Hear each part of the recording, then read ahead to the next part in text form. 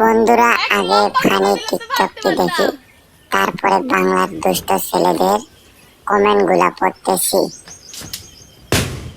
আমরা গুলাতেও অনেক বড় হয়ে গেছে। রূপের বাহার উর্বর দুই পাহাড়, যে ভাগ্য তাহার যে করেছে আহার। দে লারা চিনি ছাড়া।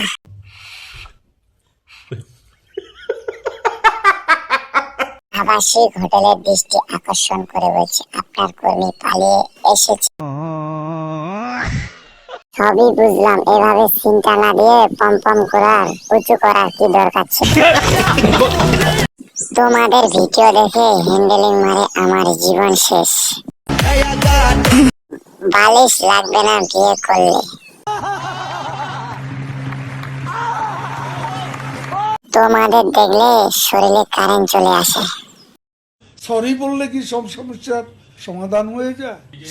বাচ্চার খাবার পরে যাবে।